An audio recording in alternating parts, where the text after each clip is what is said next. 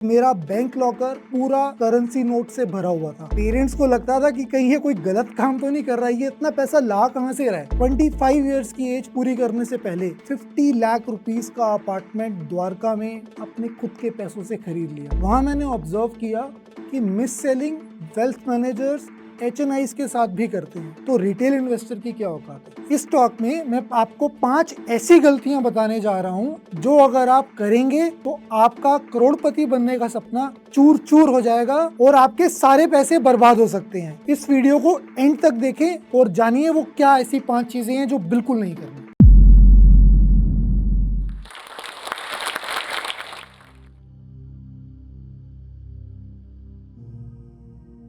Hi, I am Nishant Batra, chief goal planner in holistic prime wealth. Graduation correspondence से किया तो college placement का कोई चांस ही नहीं था। माइंड में ये था कि अब आगे लाइफ में क्या करेंगे, बट जैसे सब कहते हैं कि जहाँ पर प्रॉब्लम्स होती हैं कोई ना कोई अपॉर्चुनिटी मिल ही जाती है। तो मुझे भी एक ऐसी अपॉर्चुनिटी मिली। मैंने 9 मंथ्स के लिए इंटर्नशिप करी without any stipend to learn the art of arbitrage. Arbitrage का बेसिकली मतलब होता है कि प्राइस डिफरेंसेस में डील करना सेम सिक्योरिटी की डिफरेंट स्टॉक एक्सचेंजेस पे। लेमैन टर्म्स में अगर मैं बोलूँ, NSE से लिया, BSE में बेचा, इस तरीके का काम। सो 9 मंथ्स की इंटर्नशिप करने के बाद जिसमें कोई स्टाइपेंड नहीं मिलता था, आर्बिट्राज करी। आर्बिट्राज सीधा खुद के लिए की। अर्निंग्स मेजर पोर्शन कैश में होती थी तो टैक्स भी बच जाता था। 25 इयर्स की एज पूरी करने से पहले मैंने 50 लाख रुपीस का अपार्टमेंट द्वारका में, दिल्ली में अपने खुद के पैसों से खरीद लिया। पेरेंट्स को लगता था कि कहीं ये कोई गलत काम तो नहीं कर रहा है, ये इतना पैसा ला कहां से रहा है। एक ऐसा टाइम था कि मेरा बैंक लॉकर पूरा करेंसी नोट से भरा हुआ था। लॉकर साइज छोटा ही था, बट स्मॉल एज में इतनी बड़ी अचीवमेंट करना आसान नहीं था। बट अगेन, जैसे लाइफ में अप्स एंड डाउन्स आते हैं, मेरी भी लाइफ में आया। 2011 में software trading, algo trading introduce हुई और जो काम हम मैनुअली करते थे वो काम मशीन्स ने करना स्टार्ट कर दिया। अब मैं मशीन से तो compete कर नहीं सकता, और मशीन्स भी उस वक्त बिल्कुल नहीं थी। मशीन नहीं थी इसका मतलब मशीन पे स्विच करना भी मेरे लिए ऑप्शन नहीं था। अब करे तो करे क्या। मैंने एक बोल्ड डिसीजन लिया। एक अच्छा अमाउंट मैंने अर्न किया है, इस अमाउंट को सेफगार्ड करते हैं, लाइफ में कुछ और ट्राई करते हैं। बाय गॉड ग्रेस मुझे एक अच्छी अपॉर्चुनिटी मिली। एक सुपर HNI के साथ काम करने का मौका मिला और उस सुपर HNI के साथ काम करते हुए मैंने उनकी वेल्थ मैनेज करी। जो पोर्टफोलियो साइज था वो हंड्रेड्स ऑफ करोड़ में था। वहाँ पे बड़े बड़े इंडिया के वेल्थ मैनेजर्स आते थे, उनसे बहुत कुछ सीखने को मिला। कैसे मार्केट साइकिल्स चलती हैं, कैसे मिस सेलिंग होती है, किन चीज़ों का ध्यान रखना चाहिए, क्या करना चाहिए, क्या नहीं करना चाहिए। तो लाइफ के अंदर सबसे बड़ी लर्निंग इन 7 इयर्स में मिली।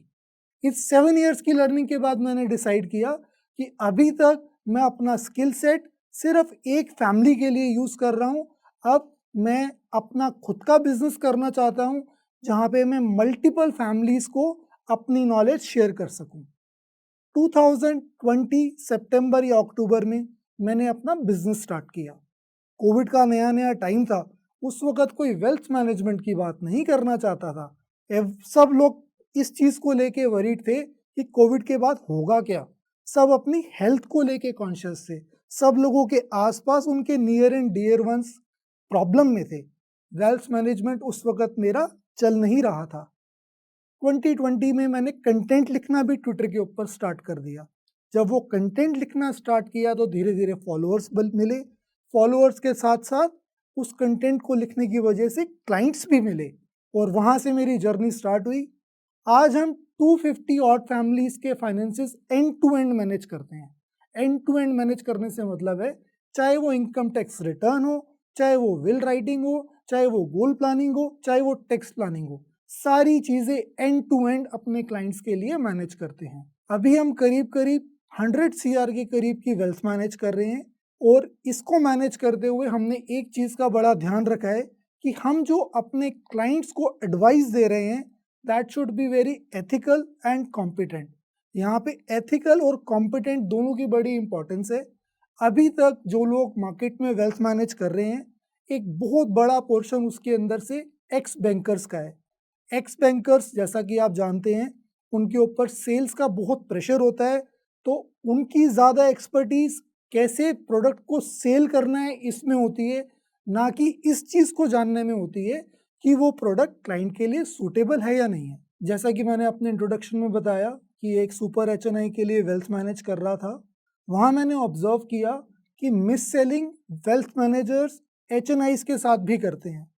तो सोचिए, जब एक एचएनआई जो रिसोर्स भी हायर कर सकता है, जो वेल एजुकेटेड है, जिसने इतने पैसे कमा रखे हैं, जब उसके साथ मिस सेलिंग हो सकती है, तो रिटेल इन्वेस्टर की क्या औकात है। अगर आपने भी अभी अर्न करना स्टार्ट किया है और आप अभी अपने अर्ली 20s में हैं, मिस सेलिंग से बचने के लिए मैं आज इस टॉक के अंदर आपको 5 ऐसी चीज़ें बताऊंगा जो गलतियां बिल्कुल भी नहीं करनी।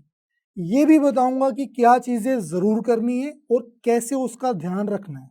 तो सबसे पहली गलती जो रिटेल इन्वेस्टर करता है, वो ये करता है कि पहली अपनी इन्वेस्टमेंट इंश्योरेंस में कर देता है। इंश्योरेंस आपको सब लोग बेचने की कोशिश करेंगे, कमीशन 70, 80, 90% तक चले जाते हैं इंश्योरेंस के अंदर, और क्योंकि कमीशंस इतने ज़्यादा हैं, सब लोग पहली कोशिश यही करेंगे कि आपको इंश्योरेंस बेच दें। इंश्योरेंस की एक बहुत अच्छी एनालॉजी मैं आपको बताऊंगा। इंश्योरेंस एक इस तरह की ट्रेन है जो जिसके ऊपर आप एक बार चढ़ गए तो वो उतरेगी सिर्फ तब जब वो इंश्योरेंस पॉलिसी मैच्योर होगी। और क्योंकि इंश्योरेंस पॉलिसीज में मैच्योरिटी डेट 20, 25, 30, 35 सालों की होती है, इतना बड़ा कमिटमेंट अपनी कैरियर के स्टार्टिंग में करना सही नहीं है। पैसे की रिक्वायरमेंट आपको बीच बीच में भी पड़ेगी, चाहे वो अपनी खुद की शादी के लिए हो, चाहे वो अपनी सिबलिंग की एजुकेशन के लिए हो, चाहे वो अपने घर की डाउन पेमेंट करने के लिए हो। तो अपने कैरियर के स्टार्टिंग में इतने लंबे टाइम की कमिटमेंट ना करें।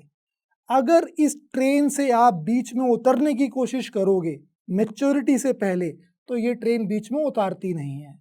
मैच्योरिटी पे ही आपको आपके पैसे की पूरी वैल्यू मिलेगी। अगर बीच में अपने पैसे की वैल्यू निकालना चाहते हो, तो जितना पैसा आपने दिया है उससे कम ही आपको वापस मिलेगा, यानी कि पैसों का नुकसान होगा। तो पहली चीज, लाइफ इंश्योरेंस अपने कैरियर के स्टार्टिंग में इन्वेस्टमेंट के लिए कभी मत लेना। सेकंड चीज, हेल्थ इंश्योरेंस के लिए सिर्फ अपने एम्प्लॉयर की प्रोवाइडेड हेल्थ इंश्योरेंस पे डिपेंडेंट मत रहना। एम्प्लॉयर की प्रोवाइडेड हेल्थ इंश्योरेंस जो होती है, वो हर साल नेगोशिएट होती है टर्म्स एंड कंडीशंस को लेके इंश्योरर से, और आपके एम्प्लॉयर के बजट पे डिपेंड करता है कि उस पॉलिसी के अंदर क्या टर्म्स एंड कंडीशंस होंगे। बेटर ये है कि जब आप यंग हो, प्रीमियम कम है, तभी आप अपने लिए एक अच्छी हेल्थ इंश्योरेंस खरीद लो। थर्ड पॉइंट, अपनी इन्वेस्टमेंट वही करें जो चीज़ आपको समझ में आती है। नेटफ्लिक्स के ऊपर बहुत सारी सीरीज रिलीज हुई हैं बिटकॉइन को लेके, आप उनमें से कोई भी सीरीज देख लो। लोगों ने अपने कलीग्स को देख के, अपने फ्रेंड्स को देख के बिटकॉइन में इन्वेस्ट किया और वो कंपनी भाग गई, पूरा का पूरा पैसा ही डूब गया। बिटकॉइन जिस टाइम पे अच्छा कर रहा था, सब लोग बिटकॉइन में ही इन्वेस्ट करना चाहते थे। क्यों? क्योंकि वहाँ रिटर्न बन रहे थे। बट किसी को ये नहीं पता था कि ब्लॉकचेन टेक्नोलॉजी क्या होती है, क्या एक क्रिप्टो करेंसी ट्रेडिशनल करेंसीज को रिप्लेस कर पाएगा। लोगों ने सिर्फ इसलिए इन्वेस्ट किया कि वहाँ रिटर्न बन रहे हैं। अगर आपको फिक्स डिपॉजिट समझ में आता है तो फिक्स डिपॉजिट करें, अगर आपको रिकरिंग डिपॉजिट समझ में आता है रिकरिंग डिपॉजिट करो, पोस्ट ऑफिस की स्कीम्स समझ में आती है पोस्ट ऑफिस की स्कीम्स करो। बट अपने आपका फ्रेंड क्या कर रहा है वो देख के आप इन्वेस्टमेंट मत करो, आपके कलीग्स क्या कर रहे हैं वो देख के आप इन्वेस्टमेंट मत करो। अगर आपका कलीग ऑप्शन ट्रेडिंग से अर्न कर रहा है, इसका मतलब ये नहीं है कि आप भी ऑप्शन ट्रेडिंग से कमा पाओगे। जब आप स्टॉक ब्रोकर वेबसाइट पे लॉगिन करते हो, उसमें डिस्क्लेमर आता है 90% लोग ट्रेडिंग इनकम में लॉस बियर करते हैं। तो आप अपने आप को ये मत समझो कि आप लकी हो और आप उन 10% में आ जाओगे। इन 10% में वो लोग आ पाते हैं जिन्होंने अपनी ट्रेडिंग स्किल्स को एनहेंस करने के लिए खूब सारे नंबर ऑफ आवर्स डिवोट किए होते हैं, ट्रेडिंग सीखने के लिए, रिस्क मैनेजमेंट सीखने के लिए। आप अपने कैरियर के स्टार्टिंग में अपना फोकस अपने कैरियर पे करो। अगर आपकी जॉब ग्रो करेगी, वहां से आपकी इनकम ग्रो करेगी, वहीं आपका फोकस होना चाहिए, ना कि इस चीज़ पे कि आपका फ्रेंड कहाँ से अर्न कर रहा है, आपका कलीग कहाँ से अर्न कर रहा है और मैं भी उसको रेप्लिकेट कर लूँ। जो चीज़ आपको समझ में आती है, सिर्फ उसी में इन्वेस्ट करें। अनरेगुलेटेड इंस्ट्रूमेंट्स में बिल्कुल भी इन्वेस्ट ना करें कि ब्याज पे पैसा अपने फ्रेंड को दे दिया, ब्याज पे पैसा किसी अपने जानकार को दे दिया, ऐसा बिल्कुल ना करें। क्योंकि जो पैसा आप ब्याज पे दे रहे हो, उसकी कोई लिखत पढ़त नहीं है। अगर वो बंदा पैसे आपके नहीं लौटाएगा, तो आपके पास कोई रिकोर्स नहीं है। आपको ये समझना होगा, इंडिया के अंदर जुडिशरी इतनी ईज़ी नहीं है कि किसी ने आपके पैसे नहीं दिए और आपने लीगली जाके उससे अपने पैसे रिकवर कर लिए। आसान नहीं है। इसी तरह बहुत सारी चीज़ें हैं जो अनरेगुलेटेड हैं बट बहुत फेमस हैं। जैसे कि फ्रैक्शनल रियल एस्टेट। आजकल एचएनआईज़ को फ्रैक्शनल रियल एस्टेट के नाम पे टारगेट किया जा रहा है। इनवॉइस डिस्काउंटिंग, ये भी रेगुलेटेड नहीं है। तो ऐसे इंस्ट्रूमेंट्स में बिल्कुल भी इन्वेस्ट ना करें जो रेगुलेटेड नहीं है, जहाँ पे आपके लिए कोई रिकोर्स नहीं है। हमारे एक क्लाइंट ने फ्रैक्शनल रियल एस्टेट में पैसे इन्वेस्ट कर दिए। डॉटर को हायर एजुकेशन के लिए यूएस भेजना था। उन्होंने सोचा जब पैसे चाहिए होंगे तो मैं पैसे वहाँ से निकाल लूँगा और एजुकेशन को फंड कर दूँगा। बट जब पैसे निकालने गए तब पता चला कि ये पैसे निकालना उनके हाथ में नहीं है, जब तक मैनेजमेंट कंपनी ये डिसीजन नहीं लेती कि वो जो बिल्डिंग जो सभी इन्वेस्टर्स ने पैसे पूल करके खरीदी है, वो बेचनी है, तब तक वो पैसा नहीं निकलेगा। इसका मतलब ये है, लिक्विडिटी का बटन इन्वेस्टर के हाथ में नहीं है। इन्वेस्टर को तब तक उसके अंदर इन्वेस्टेड रहना पड़ेगा, जब तक मैनेजमेंट कंपनी ये डिसीजन नहीं लेती कि ये रियल एस्टेट बेचना है। इन्वेस्ट करने से पहले अपने लाइफ सर्कमस्टांसेस को ज़रूर एनालाइज करें। आपके लाइफ सर्कमस्टांसेस किसी और के लाइफ सर्कमस्टांसेस से टोटली अलग हो सकते हैं। सेम एज ग्रुप होते हुए, सेम रिस्क एपेटाइट होते हुए भी आपके लिए वो चीज़ शायद सूटेबल ना हो इन्वेस्ट करने के लिए, जो आपके फ्रेंड या कलीग के लिए सूटेबल है। मैं आपको एक एग्जांपल से समझाता हूँ। हमारे पास एक क्लाइंट आए, 28 ईयर्स की एज थी, फीमेल थी, सिंगल थी। वो पीपीएफ में, एनपीएस में इन्वेस्ट कर रहे थे। अब पीपीएफ और एनपीएस बहुत अच्छे इन्वेस्टमेंट व्हीकल्स हैं, कोई प्रॉब्लम नहीं है। बट जब हमने उन क्लाइंट से बात करी, तब हमें समझ में आया कि क्यों इनके लिए ये व्हीकल सूटेबल नहीं है। उनके पेरेंट्स मेडिकली डिपेंडेंट थे अपनी बेटी की इनकम पे, और उनको अपने ब्रदर की एजुकेशन भी फंड करनी थी और अपनी मैरिज के लिए भी पैसा जोड़ना था। There is no point saving for the retirement जब डोर स्टेप पे इतनी ज़्यादा प्रॉब्लम्स आपके खड़ी हुई हैं। पहले उन गोल्स से निपटो जो बिल्कुल डोर स्टेप्स पे हैं, जो बिल्कुल पास में हैं। ज़रूरी नहीं है कि आपको लॉन्ग टर्म कंपाउंडिंग के लिए अर्ली स्टार्ट करना है और सीधा लॉक इन इंस्ट्रूमेंट्स में इन्वेस्ट कर देना है।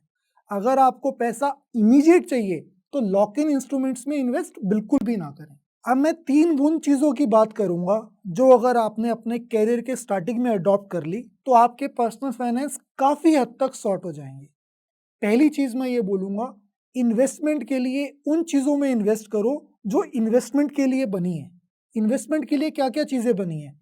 म्यूचुअल फंड हो गया, पीपीएफ हो गया, एनपीएस हो गया, आपका एम्प्लॉइज़ प्रोविडेंट फंड हो गया। ये चीज़ें इन्वेस्टमेंट के लिए बनी हैं। आप इनमें इन्वेस्टमेंट्स करो। जो चीज़ें इन्वेस्टमेंट के लिए नहीं बनी, जैसे कि इंश्योरेंस पॉलिसीज़, उनमें इन्वेस्ट ना करो।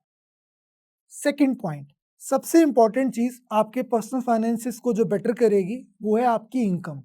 अगर आप अपनी इनकम को तेज़ी से ग्रो कर सकते हैं, तो आपकी सेविंग्स ऑटोमेटिकली इंक्रीज़ हो जाएँगी। जो इंपॉर्टेंट चीज़ आपको करनी है, वो ये करनी है कि आप अपनी सेविंग्स को इन्वेस्टमेंट्स में कन्वर्ट कर रहे हो। अगर आपकी इनकम 1 लाख रुपए महीना या 2 लाख रुपए महीना है और आप 5,000 रुपए की एसआईपी कर रहे हो, तो उससे कुछ नहीं होगा। आपको अपनी सेविंग्स का सब्सटेंशियल पोर्शन इन्वेस्ट करना है।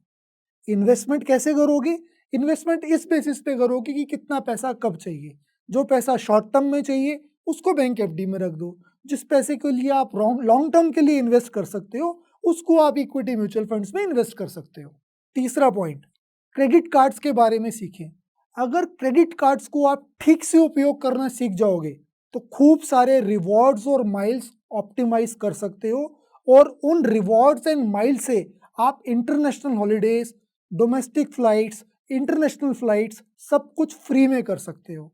मैं ऐसे ऐसे लोगों को जानता हूँ जिन्होंने फर्स्ट क्लास इंटरनेशनल फ्लाई किया है क्रेडिट कार्ड पॉइंट्स के साथ। तो क्रेडिट कार्ड्स के अंदर 2 चीज़ें ध्यान रखने की हैं। अगर आपने क्रेडिट कार्ड को यूज़ किया है, तो टाइम से पूरे बिल अमाउंट की पेमेंट करें। मिनिमम अमाउंट बिल्कुल भी पे ना करें। अगर आप मिनिमम अमाउंट पे करोगे, तो क्रेडिट कार्ड कंपनी आपके ऊपर इंटरेस्ट लगाएगी जो सब्सटेंशियल है। वो 3 से 3.5% पर मंथ हो सकता है। तो क्रेडिट कार्ड का बिल टाइम से पे करें और क्रेडिट कार्ड को कैसे यूज़ करना है, इसको लेके आप एक्सप्लोर करें। बहुत सारा कंटेंट है जिससे आप सीख सकते हैं। आज मैं जोश टॉक में इसीलिए आया हूँ, मैं बहुत सारे क्लाइंट्स की वेल्थ मैनेज करता हूँ। छोटे, बड़े, हर तरीके के क्लाइंट हैं। जब क्लाइंट हमारे पास आते हैं अपना एग्जिस्टिंग पोर्टफोलियो लेके, तो हम उसके अंदर देखते हैं कि बहुत ज़्यादा मिसमैनेज्ड है, बहुत ज़्यादा मिस सेलिंग हुई हुई है और उन्होंने ध्यान से अपना पैसा इन्वेस्ट नहीं किया। तो मेरा जोश टॉक पे आने का पर्पज़ ये है कि आप सब लोग इस वीडियो से सीखें कि क्या चीज़ें आप अपने पर्सनल फाइनेंसेस में इम्प्लीमेंट कर सकते हैं ताकि आपके फाइनेंसेस सॉर्टेड रहें।